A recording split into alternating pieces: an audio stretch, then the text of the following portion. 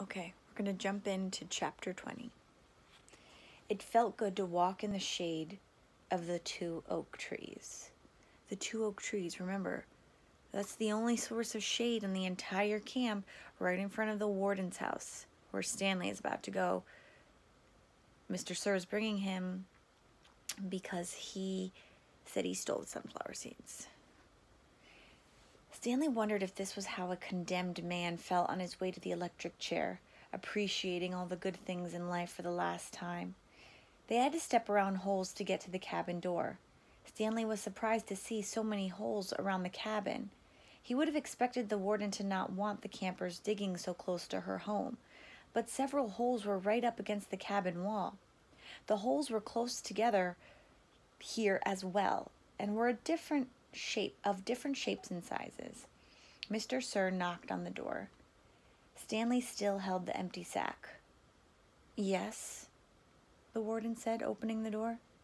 "There's been a little trouble out on the lake," Mr. Sir said. "Caveman will tell you all about it." The warden stared at Mr. Sir for a moment. Then her gaze turned towards Stanley. He felt nothing but dread now. "Come in, I suppose," said the warden. "You're letting the cold out." It was air-conditioned inside her cabin. The television was going. She picked up the remote and turned it off. She sat down on a canvas chair. She was barefoot and wearing shorts. Her legs were as freckled as her face and arms. "So what is it you have to tell me?" Stanley took a deep breath to steady himself. "While Mr. Sir was filling the canteens, I snuck into the truck and stole his sack of sunflower seeds." "I see," she said to Mr. Sir. "That's why you brought him here?" "Yes, but I think he's lying. I think someone else stole the sack and Caveman is covering up for X-Ray or somebody. It was a 20-pound sack, and he claims to have eaten them all by himself." He took the sack from Stanley and handed it to the warden. "I see," the warden said again. "The sack wasn't full," said Stanley. "And I spilled a lot. You could check my hole." In that room, Caveman, there's a small flowered case. Will you get it for me, please?" She pointed to a door. Stanley looked at the door, then at the warden, then back at the door. He walked toward it. It was a kind of dressing room with a sink and a mirror. Next to the sink, he saw the case, white with pink roses. He brought it back out to the warden, and she set it on the glass coffee table in front of her. She unclasped the latch and opened the case. It was a makeup case. Stanley's mother had one similar to it. He saw several bottles of nail polish, polish remover, a couple of lipstick tubes, and other jars and powders. The warden held up a small jar of dark red nail polish. "You see this, Caveman?" He nodded. "This is my special nail polish. Do you see the dark, rich color? You can't buy that in a store. I have to make it myself." Stanley had no idea why she was showing it to him. He wondered why the warden would ever have the need to wear nail polish or makeup. "Do you want to know my secret ingredient?" He raised and lowered one shoulder. He does that a lot. The warden opened the bottle. Rattlesnake venom. With a small paintbrush, she began applying it to the nails on her left hand. "It's perfectly harmless when it's dry." She finished her left hand. She waved it in the air for a few seconds, then began painting the nails on her right hand. "It's only toxic when it's wet." She finished painting her nails, then stood up. "So it's only toxic when it's wet, and it's wet on her hands right now." She reached over and touched Stanley's face with her fingers. She ran sharp, wet nails very gently down his cheek. Her fingernails are like weapons right now, right, guys? He felt his skin tingle. The nail on her pinky just barely touched the wound behind his ear. A sharp sting of pain caused him to jump back. The warden turned to face Mr. Sir, who was sitting on the fireplace hearth. "So you think he stole your sunflower seeds?" "No, he says he stole them, but I think it was—" She stepped toward him and struck him across the face. Mr. Sir stared at her. He had 3 long red marks slanting across the left side of his face. Stanley didn't know if the redness was caused by her nail polish or his blood. It took a moment for the venom to sink in. Suddenly, Mr. Sir screamed and clutched his face with both hands. He let himself fall over, rolling off the hearth and onto the rug. The warden spoke softly. "I don't especially care about your sunflower seeds." Mr. Sir moaned. "If you must know," said the warden, "I liked it better when you smoked." For a second, Mr. Sir's pain seemed to recede, like go away.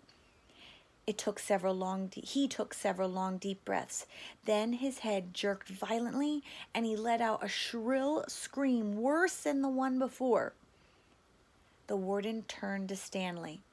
"I suggest you go back to your hole now." Stanley started to go, but Mr. Sir lay in the way. Stanley could see the muscles on his face jump and twitch. His body writhed in agony. Stanley stepped carefully over him. "Is he—" "Excuse me?" said the warden. Stanley was too frightened to speak. "He's not going to die," the warden said. "Unfortunately for you." End of chapter. Okay, now, listen. The warden tells Stanley, "Unfortunately for you, Mr. Sir is not going to die." Now, unfortunately means not good. So, he's not going to die, the warden said, which is not good for you. Why is it not good for Stanley that he's not going to die? That's right. Because when Mr. Sir is better, he's going to blame Stanley for the extreme pain he was in. Chapter 21. It was a long walk back to his hole. Stanley looked out through the haze of heat and dirt at the other boys, lowering and raising their shovels. Group D was the farthest away. He realized that once again he would be digging long after everyone else had quit. He hoped he'd finish before Mr. Sir recovered. He didn't want to be out there alone with Mr. Sir. "He won't die," the warden had said. "Unfortunately for you." Stanley's thinking that in his head. Walking across the desolate wasteland, Stanley thought about his great-grandfather. Listen to this. Not the pig stealer, but the pig stealer's son. The one who was robbed by Kiss and Kate Barlow. He tried to imagine how he must have felt after Kiss and Kate Barlow had left him stranded in the desert. It probably wasn't a whole lot different from the way he felt now. Kate Barlow had left his great-grandfather to face the hot, barren desert. The warden had left Stanley to face Mr. Sir. Somehow his great-grandfather had survived for 17 days before he was rescued by a couple of rattlesnake hunters. He was insane when they found him. When he was asked how he had lived so long, he said he found refuge on God's thumb. He spent nearly a month in a hospital. He ended up marrying one of the nurses. Nobody ever knew what he meant by God's thumb, including himself. Stanley heard a twitching sound. He stopped in mid-sentence with one foot still in the air. A rattlesnake lay coiled beneath his foot. Its tail was pointed upward, rattling. Stanley backed his leg away, then turned and ran. The rattlesnake didn't chase after him. It had rattled its tail to warn him to stay away. "Thanks for the warning," Stanley whispered as his heart pounded.